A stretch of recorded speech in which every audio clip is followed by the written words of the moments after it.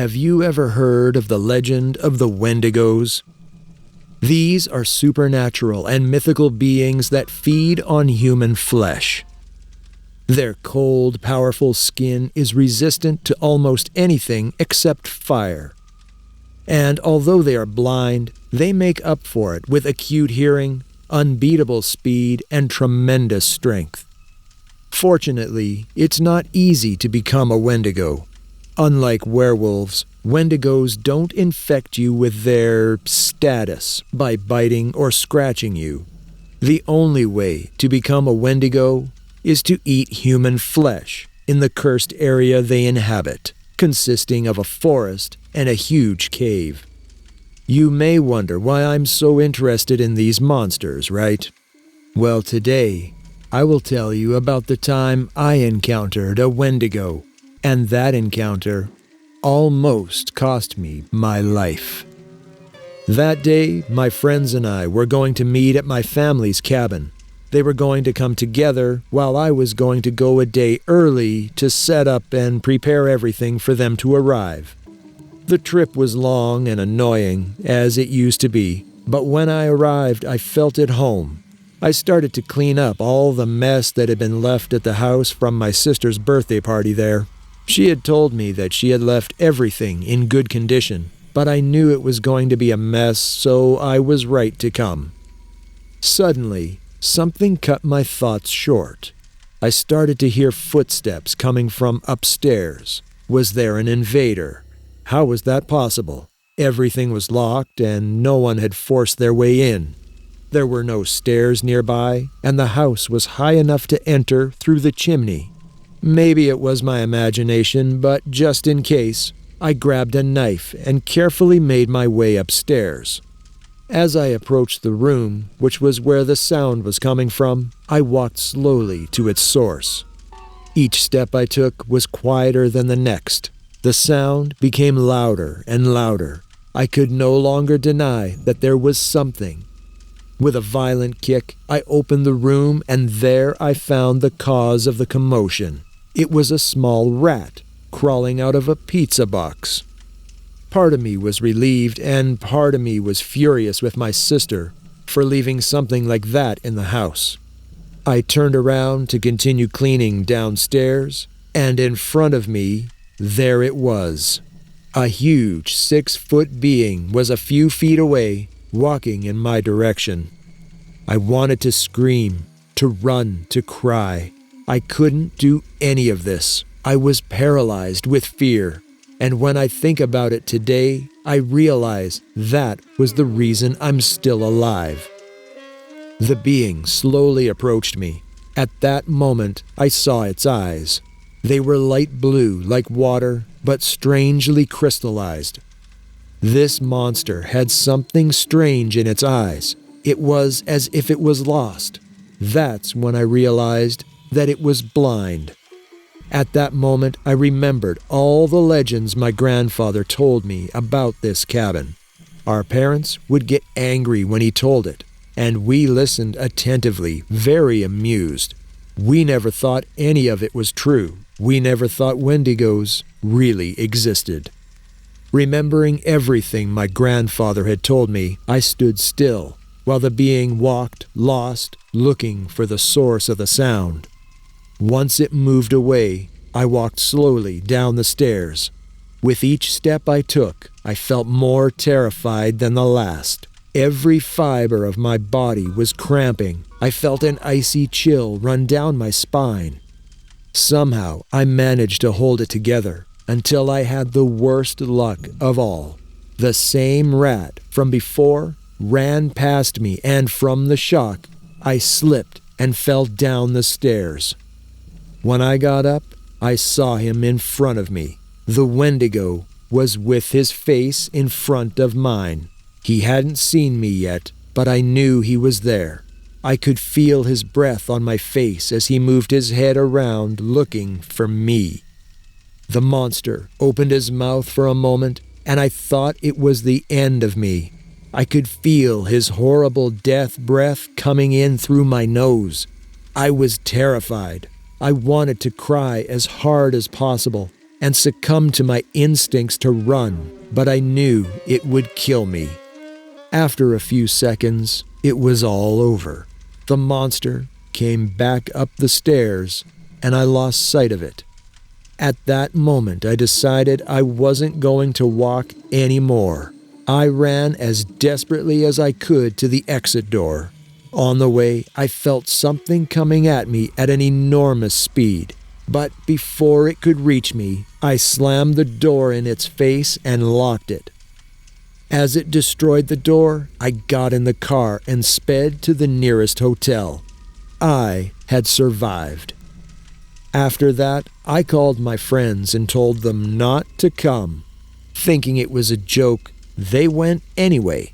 None of them encountered the Wendigo, but they found out that my house was destroyed inside, and they believed me. Who also believed me was my sister. We never went to that cabin again, which was forgotten with time. I still wonder what would have happened if I hadn't gone a day earlier to clean up. Maybe nothing would have happened. The monster would have left that night, or maybe we'd all be dead. I don't know the answer to that, and I don't care. I may have learned everything from those beings, but I had no intention of seeing one again for the rest of my life.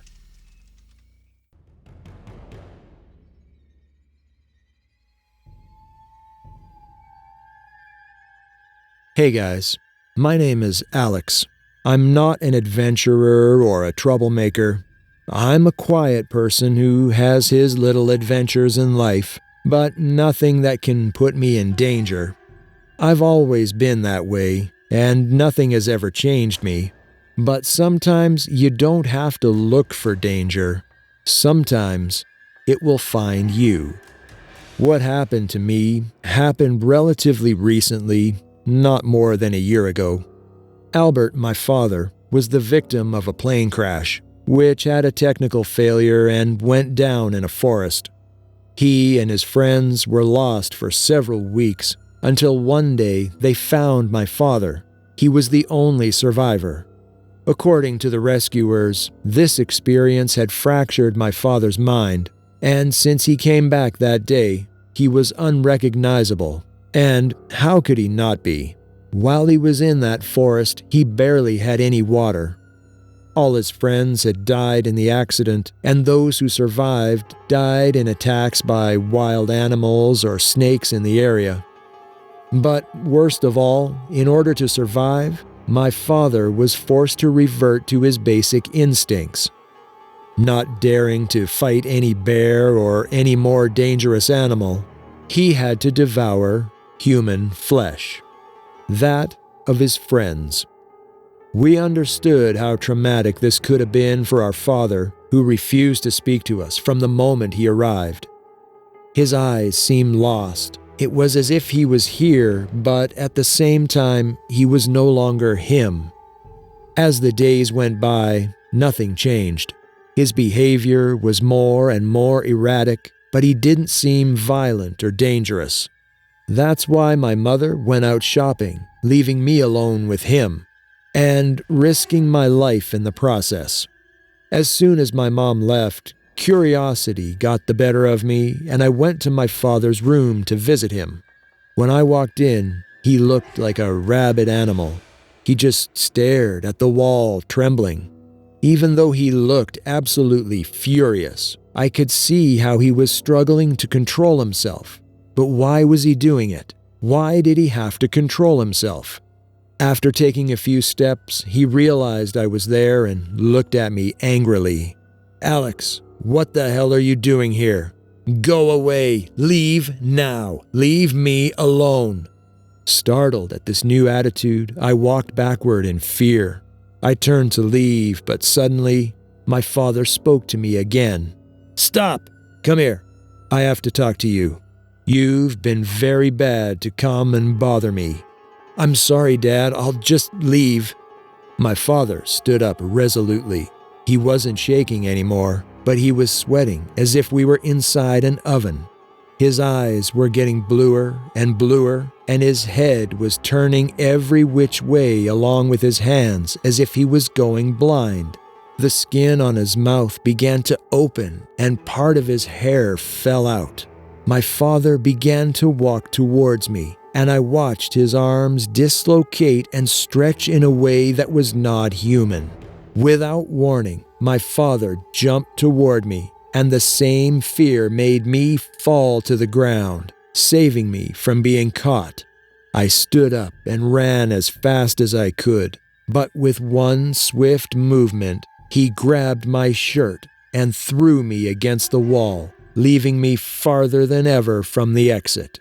He walked slowly in my direction with his eyes averted, and as he was about to catch me, I realized that the only way out was the window. I opened it carefully without losing sight of him and began to walk along the tiles. The moment I stepped on them and they made noises, he lunged toward them, and even though he passed me and almost fell, he grabbed on in time and ran towards me. I tried to get on the roof, but it was no use. This rabid animal that shared fewer and fewer similarities with my father reached me in just a few seconds. It grabbed me by the neck and lifted me up, ready to attack me, until the noise of an ambulance distracted it. Concentrating on it, he threw me with contempt over the roof and with a huge leap fell to the street and ran after the ambulance, getting lost on the road. I could not see any of this as I fell through the roof. A tree covered the impact, but I still ended up falling to the ground and broke my arm and leg, but at least I was safe.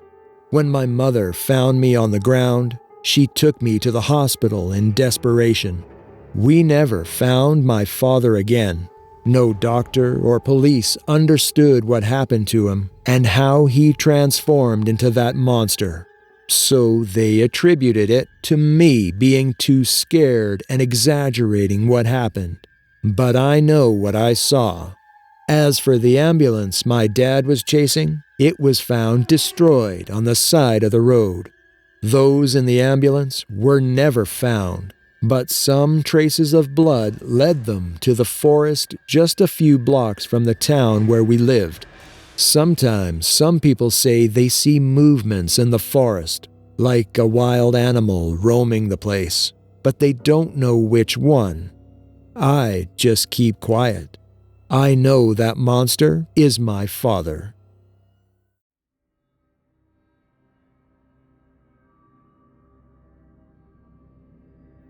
Almost everyone may know what claustrophobia means, but few really know what it feels like to have it.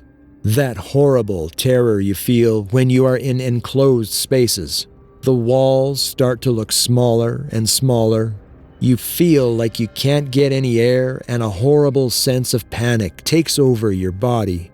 All you can think about is running, escaping, finding a more open place, and taking a deep breath. My name is Eddie, and I was not claustrophobic. This happened to me from the day I'm going to tell you about. The day I was locked in an empty space with a being that wanted to kill me and my friends. It all started on an innocent expedition to some caves in a place that I can't tell you where it is. I will only tell you that it's an important tourist place in which, before entering the caves, they make you sign an agreement that says the company is not responsible if you get lost.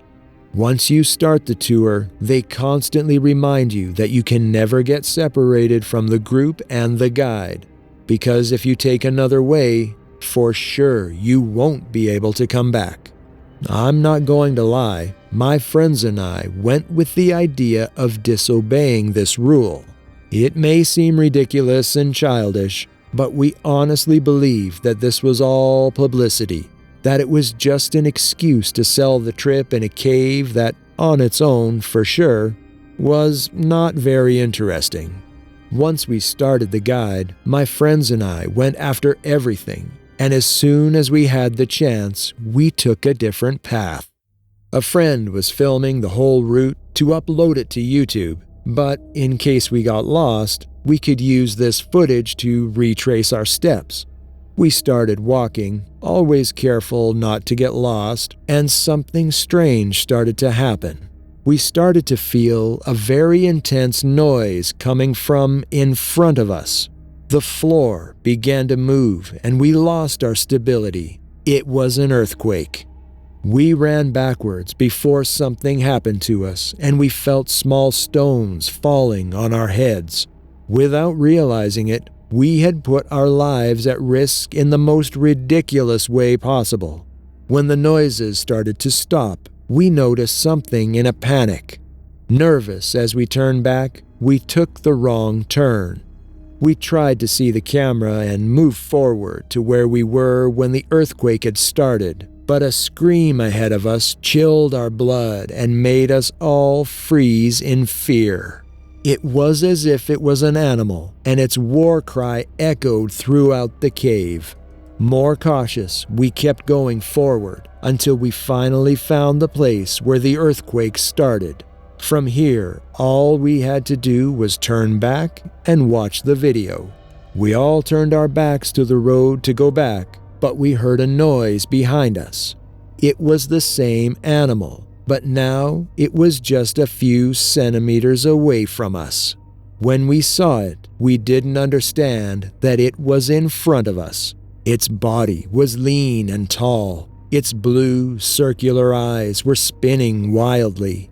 He wasn't looking at us. Was he blind? Suddenly, one of my friends couldn't stand the fear and screamed, to which the monster reacted by opening its huge mouth and sinking its teeth into our friend's neck, taking him away and disappearing into the shadows. The two of us stood frozen, not understanding what had just happened. We didn't see blood, a fight, where he went, nothing. From 1 second to the next, our friend was gone. As a last sign that we could no longer rescue him, we heard him scream in the distance, and at that moment, we saw the silhouette of many of these beings running toward us on their 4 legs at an enormous speed. My friend and I ran desperately. The camera was left on the ground, and as we ran, we just tried to remember where we had come from. I ran desperately until my legs could not take another step. I could not confirm it, but I felt that one of those beings was surely behind me, ready to take me back to the deepest part of the cavern. Suddenly, I saw light ahead, and I ran faster than ever. I knew this way, it was the right way. I saw the light and jumped in desperation. The guide and the group were at the exit, on the other side of the light, looking at me with concern. I was safe. I turned around, but there was no one behind me. Neither the strange demons from the caves, nor my friend. I told them everything that happened, but not only did they not believe me, they thought I was drugged. After this, they made several searches for my 2 companions, but after a while, they abandoned them. It was never known what happened to them, although I, who was there, can imagine it. Thank you so much for watching. If you enjoyed this video, please give it a thumbs up. If you're new here, join us by subscribing to the channel and turning on notifications so you never miss new videos. If you have a story that you would like to be featured in one of the future videos, please submit it to the email in the description below. And thank you for being a part of our community.